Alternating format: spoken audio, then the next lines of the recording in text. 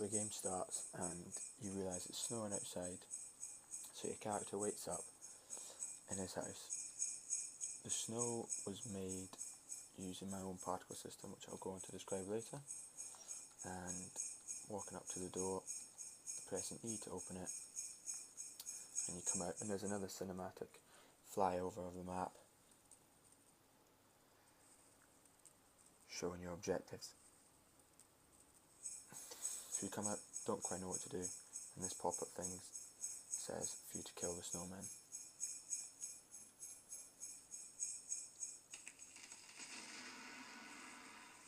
Quick time event just using simple mathing.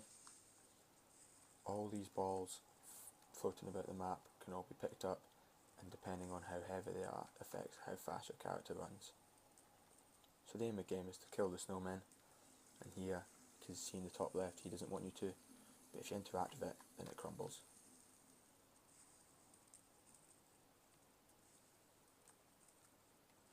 Right here I've got two AI just following target points, running back and forth.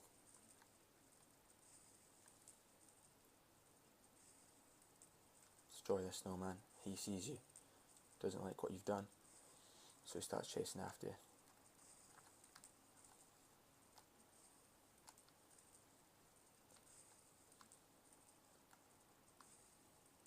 All the materials used are one material, and everything else is an instance of the first one, which I'll go on to describe later on. So here, some big physics on this big ball, and if you kill the last snowman, flies over the end of the map, shows the destruction that you've done, and that is it. The first aspects of my game I'm going to describe are the custom particle systems that I've made. These were two. Firstly, the snow that falls down from the sky, and the smoke that comes out of the outhouse. So if we take a look at the snow, this was made using 4 materials, 2 lit materials and 2 unlit materials. Each one of them has the exact same attributes, but they're just a different material. So all I've done is increase the spawn to a high amount. I've increased the lifetime so they last a bit longer. I've changed the velocity from going upwards to downwards. I've made them rotate and made them fly about, so it looks like they're not just falling straight down, and when they collide I've made them stop, so it looks like the snow's gathering on the ground and the objects in my game. So we take a look at the materials that I've used. Firstly, the simple snow particle, which was just using a translucent material, just creating a simple white texture with an emissive the same colour. The more complex one was the snowflake material, which was just a texture sample with the picture of a snowflake on it, and then when you bring these together you get a combination of just pure white snow and snowflakes falling from the sky. The smoke particle system was much more simple. It just only took one emitter, and all I did was increase the lifetime and change the colour of the material just a little bit. So that is it for the particle systems. Second part of my video is going to be talking about my custom landscape. So what I've done here is I've just made a landscape and used the different brushes to create an outer barrier so the player can't get over, and then in the middle I've created some hills, some steeper hills, and then a little enclave here. I've also got a divot where the water is placed. As for texturing the landscape, I have used 3 materials. I have used a shiny stone one, I have used a simple grass one, and then I've used my snow grass one, which I will go on to describe in the materials part of this video. So painting the landscape, I have mostly covered it in snow, but I've used some of the grass to kind of outline the path that the player would take, and also around things like heat, like this fire. I've created it so it looks like the snow's been melting a bit. But yeah, all together, that is my landscape. Fairly simple, but effective in what I wanted to do. Now I'm going to talk about the materials that I used within my game. So the majority of the materials used are just an instance of one material that I created following a tutorial, which I will put a link to. So as you can see here, this is the material. It is a snow covered stone, and basically what it does is it finds out the darkest areas of the material, and then when given input, it will it'll make it white, make the dark areas white, making it look like that there's snow gathering. And the brilliant thing about this material is you can create instances of it, such as the one I've created here, the exact same but just with grass, and the same again but just with less snow, and what you can see is that they're different, and this is because if you look over here, you can change the amount of snow that you want just very, very quickly. So all you need to do is find a texture, find a normal map, and then you apply this material, and then you can change at the scroll how much snow you want on it. So I've used this throughout my level. I've used this for the snow on the ground, for the snow covered trees, for the snow covered wood on the fences and on the house. So it works really, really well. I've also created my own materials for inside the house. First one, this has just been a simple cloth.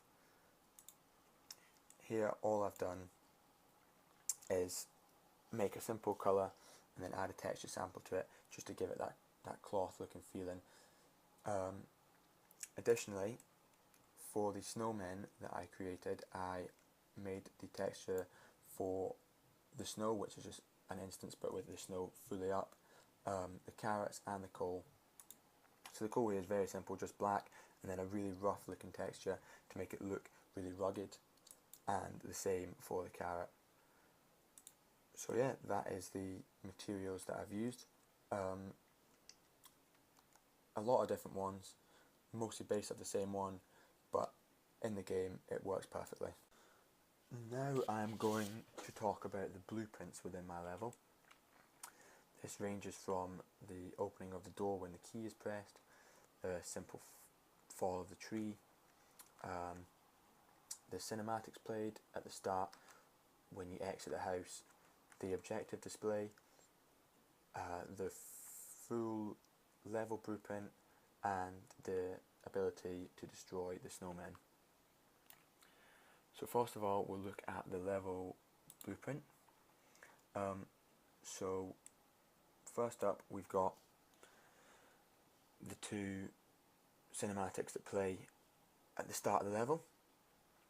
So when the level is started, the matinee plays, showing the snow outside and then waking the character up, and then it just returns the camera to the player controller. Then once the character has stepped outside, hits a trigger box, and the same thing happens. However, this matinee is a camera flying across the map, and same as before, just brings it back to the character. Additionally, in the level blueprint, we've got the simple tree fall. So when the character overlaps one of the trigger boxes, it plays the sound of the tree falling down, and it also plays the matinee of the tree falling down. Also, we have the end game, So when the last snowman is destroyed, it plays the last matinee, which is the last flyover view of the map. Now if we go into the door blueprint, as you can see here, it's got a box around it, so when you begin overlapping with it, it enables the input from the player controller, and simply when the E is pressed, the door rotates and is able to open, and when you can press E again, the door will shut. Now we move on to the snowman blueprint. So the same as the door, when the actor gets close, it sets in range to true, which enables the input, and if the actor leaves the area, then it sets in range to false, so you can't. So as you can see, you press the left mouse button to destroy the snowman. However, you can use any sort of damage to destroy it. This could be running into it or throwing the snowballs around the map into it. And then once the left mouse button is clicked or it's ran into, then the snowman will destroy into a certain amount of pieces. Finally, we have the objective that displays after the second cinematic, and this is just a simple, as soon as you begin overlap, it toggles the visibility of the blueprint that I made, and all that says is kill the snowman, and then once you leave it, it disappears. Another blueprint is the ability for the player to pick up and drop objects. So this is in the third person character, and what it does is it uses the camera that's placed behind it, and then using a custom event pick up object, there's a line trace, sees what is in front of it, and then if it hits something, what it'll do is check if the object is simulating physics. It'll get its mass. If it's less than a certain amount, the player will be able to pick it up, and then it'll actually use the grab component function to pick up. And then simply this, what happens if the F key is pressed, then it checks whether the player is holding an object or not. If it's not, then it'll be able to pick up an object. If it is, then it'll drop the object. And that is the ability to pick up and drop objects.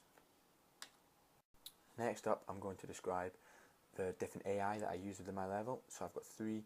I've got one that stands still and displays a text message when he sees you.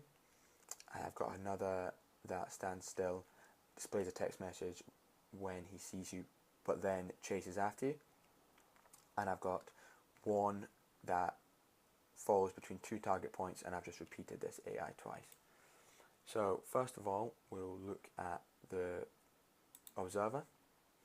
So all he does is he's got a pawn sensing, and as soon as he sees the character, then it sets in range to true, and it prints on the screen, please don't destroy my snowman, however you do, and then this is cast to the player character.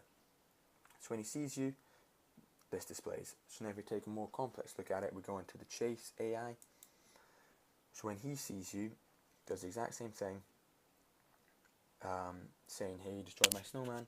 However, once it is cast, he then moves towards the character, moves towards the player. And finally, we have the patrol. This is simple. As soon as it begins play, he runs the custom event move to point. And what he does is he flip-flops between two target points on the map. Once he's hit one, he'll then move to the other one, back, and so on and so forth. Good on this is within the actual characters placed in the map, you can change which target points you want them to run to. That's how I've got one running between A and B, and one running between C and. In my game, I've used very simple physics. Within Unreal, with each material, you can click to simulate physics, and that's what I've done. But then all I've done is increase or decrease the mass, which enables the player to move them around at different speeds. So as you can see, the big one here is pretty heavy, so when the player pushes into it, it takes a lot of time, whereas this small one is really light, can fly about the map pretty easily. For the cinematics, I'm going to show you the flyby. that I made. So within Matinee, I've made a custom group, camera group, added a movement track to it, made it 10 seconds long, and then at certain points throughout the map, at certain points throughout it, I have moved the camera around the map. So if you look at the bottom right, you'll be able to see it over.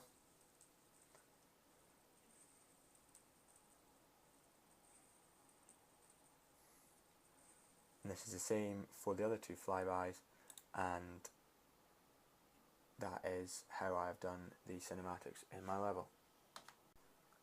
As this game is played in the day, I didn't have much opportunity to use lights. However, I did make one material that glows used as the light for within the room, and I also have a light shining off both of the fires, one in the outhouse and one over the other side of the map. That's just a simple already orangey light emitting from it. But the light material that I've just made it simple colour and then multiplied it and added some emissive colour to make it look like it's glowing.